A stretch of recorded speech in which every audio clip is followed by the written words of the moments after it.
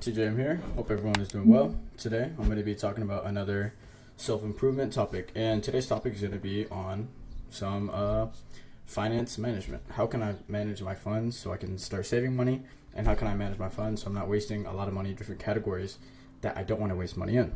This topic was inspired by a fellow friend of mine who kind of asked me questions of how I manage my money and how I'm maintaining the amount I'm saving, etc. So, first of all, you have to question why you want to save money, right? You have to list your goals. What are your goals? Do you want X amount of money by the end of the year? Do you want X amount of money before your birthday?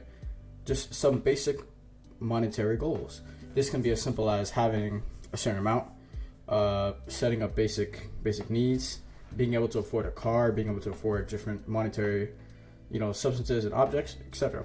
It can be anything. You want to buy a PC? Sure, that can be your monetary goal. That can be your end goal. You want to go on vacation? Sure, that's your goal. You want to be able to afford school? That's your goal. You want to save money just for the future because you don't know what's going to happen? You want an emergency fund? That is your goal. So you want to have a goal because you want to have some form of, vision, some form of where am I going, right? You're not going to, start something and have no idea. You don't just start working out without a goal in mind. You generally just want to, you have a general purpose or motivation. Your goal can be a motivational factor. So, first of all, one of the things I'll talk about is understanding how much money you are spending each month. So when people ask me, how much are you, saving from each paycheck? That depends. It varies from person to person. Maybe I save more than you a paycheck. Maybe you save more than me. Maybe you save less than me. It depends, obviously, first of all, on how much you're making a paycheck, how much you need to save, or in this terms, how much you have to spend, etc. So in my terms, and this is kind of just based off a financial sort of, budgeting that I've been experimenting with for the past few months, and something that I just started actually physically writing down and understanding more of the math of as of this month, just kind of looking at the future goals and seeing how my money is going to be looking. So first of all, you understand how much money is coming in, how much you're going to be spending.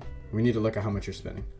If you, for example, have Bank of America, or most bank providers, I assume, you can literally go on their website, just log into your account, and you can see how much money you're spending in each category. It'll tell you how much you're spending in insurances, groceries, extra activities, like leisure, studying, that kind of stuff. If you have subscriptions, that kind of stuff. Just kind of looking at, what am I spending money from?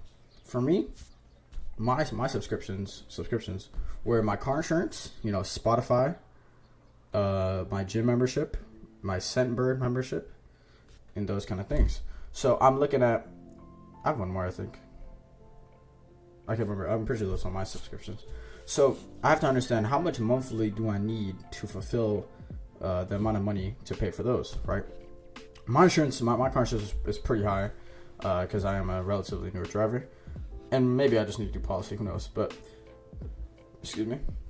My insurance is like $220 a month for car insurance, which is pretty crazy, but it works. So first of all, I have $220, right? I'm looking at them, I have $220. Then I have my subscriptions. I have, my Scentbird, which is about like $17 a month. Spotify, which I believe now is $11 a month. I have my gym membership, Planet Fitness, which is only $10 a month. And then I have to look at other categories such as my gas money, my groceries. If I'm going out to buy my protein powders, if you're going out to, eat out with friends, if you're going to buy a Smoothie King drink here and there, right? You need to look at these factors because these factors all need to equivalent into how much you're actually saving in your account. So another thing I'd recommend from this is having a savings account, or just having a secondary account where you can have your money in a separate, a secondary allocated folder of sorts, right?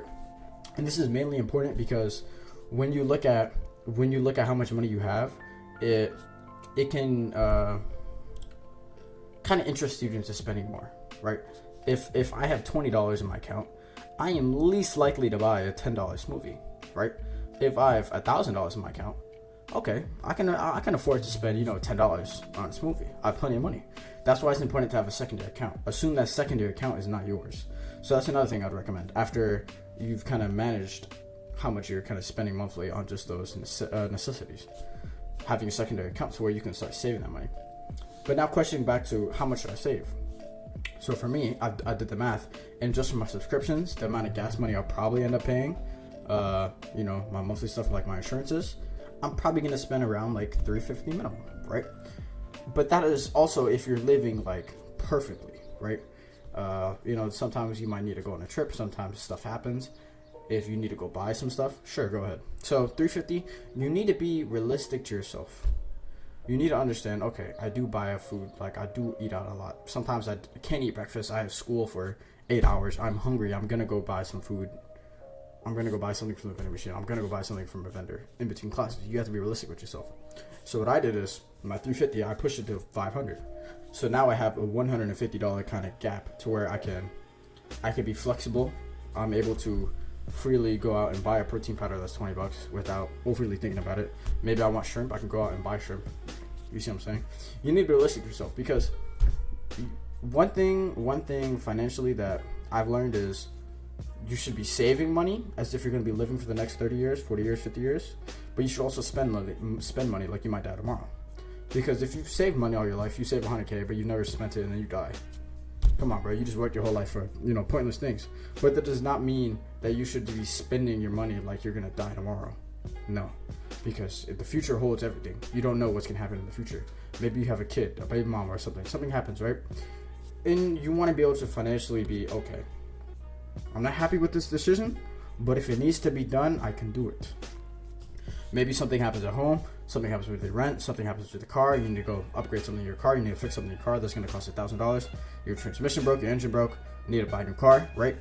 You at least have that savings. So now you're like, okay, I'm not happy about it, but this is what this money is for. I'm going to go buy that now, right?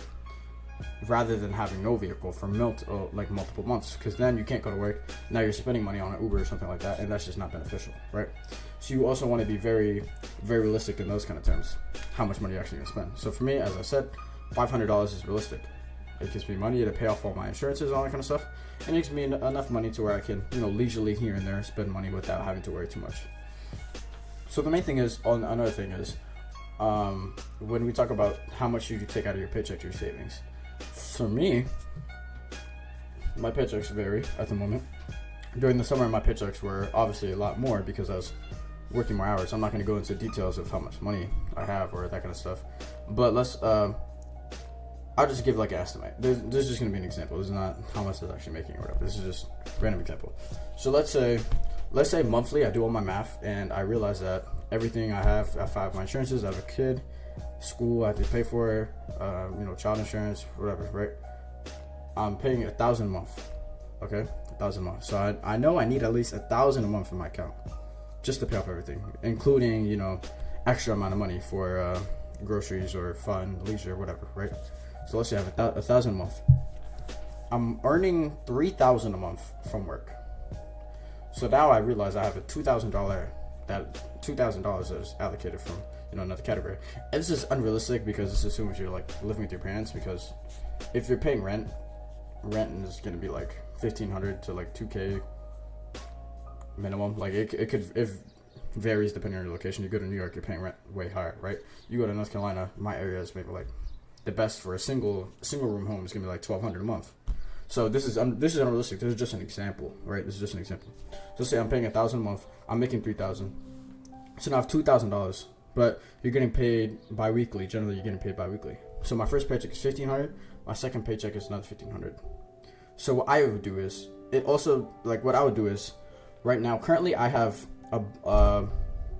every 2 paychecks I'll put $500 into my account, because that allows me to pay off my insurances and all my subscriptions before the next paychecks. So that generally means like my first paycheck, or let's say for the first paycheck, you're earning $1,500 as we said. You need $1,000 in total. So you can put away $1,000 from that $1,500. So you have $500 that you're putting into your savings. So you just save $500. You have $1,000 for the rest of the next, the next month, for another month straight to spend. $1,000. This is gonna be for your insurances. You have an extra like $150, $250 to spend leisurely, right? So now we look at the next paycheck. The next paycheck comes, you have another $1,500. However, I've already allocated all my money for the month that I need. So my extra $1,500 are going straight to my savings.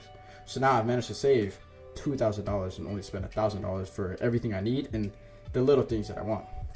Then, as I said before, this is kind of unrealistic if you're paying rent or that kind of stuff. I live with my parents, so this type of schedule works best for me. It is 100% a lot harder to save money or be financially stable if you're living by yourself or paying rent. So this might not be the greatest video for you, but this is just going to be an example to where you can look at and kind of understand your situation and maybe start saving money in a way. I'm also not a financial advisor, so anything I say, take at your own discretion. All I'm going to say, right? So you can start saving money like that. You look at 1 month, I'm saving $2,000. Okay, that's great. I'm able to pay my car insurance. I'm able to pay my child support. I'm able to pay, if I want to go to the movies, I'm able to go buy Chick-fil-A. I'm able to pay for my subscriptions, my Spotify, my gym membership. Cool. Everything's cool, right? So, and it doesn't mean I'm buying crazy amount of stuff. So every month, if I only have $150, I can choose, okay, maybe I want to buy some clothes. I can buy a few shirts, maybe spend $100. Now I have $50 for the rest of the month that I can leisurely spend. You see what I'm saying? So there is a limit to how much you can leisurely spend. And generally that looks like after you paid off all your subscriptions, you only have about like $150 left in your account. And when, as I said before, when you have lower amount of money in your account, connecting back to having two accounts, when you have lower amount of money in your account, you're kind of more realistic in understanding. I maybe don't want to spend $50 out of my $150 because I still have 2 more weeks left. You see what I'm saying? That's why having two accounts can be beneficial, because you're not saying, oh, I have $3,000. I can go buy $1,000, like $200 worth of clothes, and I still have $2,800 left. Sure, go ahead if you want to. But there's many, if you look down into it, there's many factors why people aren't saving money. It's because they're more interested in objects, like interested in clothes, buying shoes, buying accessories that are unnecessary. Maybe buying a nice car that you really don't need. Maybe you want it. It's your dream car. Cool. Go ahead. But you should probably wait. You see what I'm saying? It's just kind of unrealistic. Like if you're spending, maybe let's say once a month, you decide to go buy like $200 worth of clothes. Okay, man, you look fresh. Cool.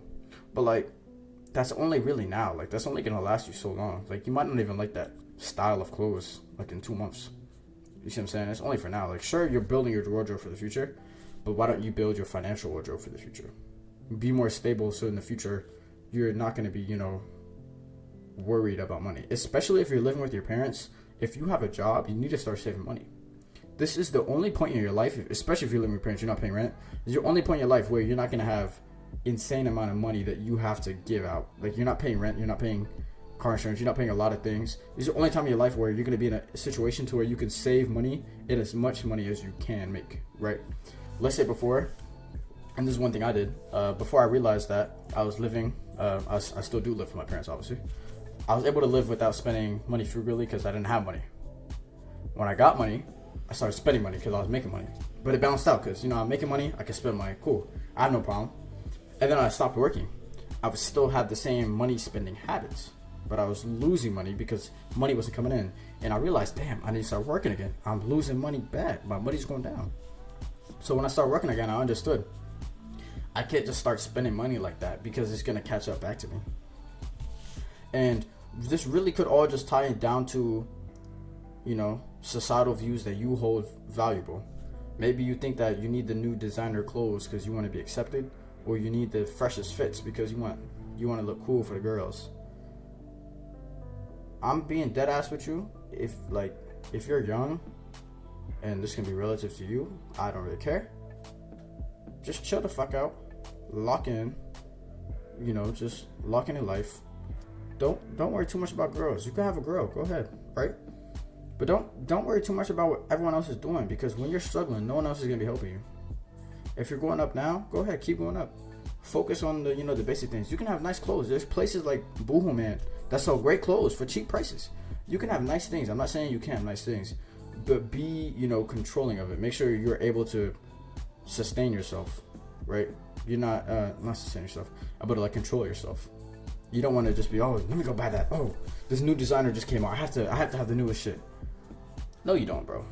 If you want to, go ahead. But I'm just letting you know now, down the line, you might not understand now, but down the line, you will be affected by that financially. That is one of the number one reasons why people are broke. You look at the hood. Niggas are struggling to pay off their rent, but niggas have Gucci belts. Niggas have, crazy cars. Niggas driving demons, Hellcats. But niggas can't make the monthly rent. They can't make the installments. They can't make. You know what I'm saying? It's so conflicting. Don't do that to yourself. It's just not worth it. So connecting all this back to the start, as I said, when it comes to financially saving money, you need to be aware of your goals, how much money you actually need to spend each month. Add a little bit of money just to give yourself a little bit of room to, have a little bit of fun, spend money. Be realistic with yourself. If you know you're going to eat a lot, be realistic with yourself. Add that money in. Whatever money you have else after that, save it. Putting it in another account can be very beneficial because you don't want to look at that money. Imagine that money is not yours. That money is just for whatever. And that's really all. That's one of my biggest secrets. It's not even a secret. That's just what I do. Understand how much money is coming in. Understand how much money is going out. That's literally how you plan yourself financially. If I'm able to do that, maybe I'm only able to save $500. Maybe I'm not making too much because I'm in school. If I'm able to save $500 each month from just a basic financial plan, you do that for 5 months? That's $2,500 saved. Another 5 months, $5,000 saved. Another, a year, was it like $6,000 saved? So in a year, you can save $6,000 in a year, and you're still able to spend maybe month to month a little bit of money. If you have an extra $100, maybe you want to buy some clothes that month. Okay, next month maybe I can buy this for $100. Maybe I can just chill, save my money, save another extra $100. But if I'm able to save $6,000 a year, and I'm still able to casually spend a little bit of money on my things, and still be able to support myself, being able to buy my subscriptions, and be able to afford my insurances, then you're cooling. That extra $6,000 will add up exponentially. If you're making more money, obviously, this depends on you looking at different aspects of how to make more money. And you also got to remember that when you save money, obviously you're saving money, right? You can earn interest if you have it's in a savings account, but it's not gonna be much. One of the tricks, it's not really a trick, it's not really a secret, but one of the things rich people don't say is, like, saving money is not how you make money. You don't make money saving money. When you save money, you keep it in an account, it locks money in. Obviously, you want to have a form of emergency fund, so it's not bad to save money. However, what the rich people do is they reinvest money, so their money can make more money. If you want to make more money, you have to make your money make more money. And that's where people talk about passive income. If I have money in the stock market, I can go to sleep, maybe I made a few bucks. It's not going to be much. Maybe I can make 20 cents. I've been down like $10 the past month. The past week, actually. Probably $10 today. See what I'm saying? You can go down and up. But the thing is, money makes money. You can learn things with your money. The more you're able to learn, the more you're able to understand money, is the more money you can be able to make in the future. Right now, all your money is kind of experimental. What I did is I took some of my money and I put it into my stocks. So I'm more experimental. I'm understanding more about my stocks, seeing how stocks work. Because at the end of the day, I can pull it out if I really want to. You get taxed more, obviously, because I have a Roth IRA. I'm not going to do that. But you want to be able to understand, because the man who works fast food and saves $5,000 a year, lives with this, he's working from 15 to 25, went to school, did all this. If he's saving $5,000 a year, 10 years, that's $50K a year, or $50K in 10 years. $50K, that's a lot of money. Beautiful, right? Beautiful money saved. He was able to spend his things. He's going to get a new job, maybe because he just went to school. So maybe he gets a new job. Maybe he didn't go to school. Maybe he just decided to stay fast food. He saved $50K. That's good money. You can say that's good money. He's saving money. But you got to understand that there's multiple ways to make money. First of all, it's giving away time to make money. And there's, giving money to make more money. There's multiple other ways, like service, right? Doing a service for someone else. Trading, obviously, right? E-commerce, dropshipping. There's multiple ways to make money. So if it takes me 10 years to save $50K, you also have to understand that there's niggas who will make $50K in seconds. Niggas who will make $50K in a day. People who are making $50K right now, sorry about that. Considering there's people who can make $50K in a few seconds. So, you have to be realistic with yourself. You saving your money is not going to do much. All you do when you save your money is lock your money in. If I were to buy a house, if you're looking for an investment, if I have a business that's going well, I put my money into a house. Oh, I just made $50K off my business. I'm going to go buy a house. I'm going to be chilling. When you put that $50K into a house, you lock your money up because you can't do anything anymore. You're locked up. That money is locked up in the house. But if you take that $50K and you reinvest into your business, you can make more money off of that. You see what I'm saying? So you want to understand that saving money does not make you rich. Reinvesting your money to make more money makes you rich. Working hard makes you rich. Understanding how money works makes you rich. Being able to financially manage yourself can make you rich. And the main thing is just being perspicacious, being hyper aware of everything that's going around you, and understanding how money works, how your money works, how you're spending money, how to financially understand, manage, etc., as I just said. And yeah, that's basically how I manage my money. I'm just aware of the things around me, looking at the straight up stats, looking at the statistics. I can say I spend $500 a month. Oh, I only spent $500 a month. I go to my Bank of America, I spent $800. Okay, change the plan. What's going on? Let me cut that money down. What categories am I spending this money in? Look at the activity. Where did I spend this money? Why am I spending this money? How can I cut down on this? Am I spending money on a game? If you pay for gas, like, I'm kind of ranting now, but one of the things I do when I buy stuff is I kind of look at it in a ratio of how much gas can it buy me. Let's say my gas tank lasts for 2 weeks. I'm spending $40. I'm spending like $50 right now, but I want to go on the game. I want to buy like a $20 Vandal skin.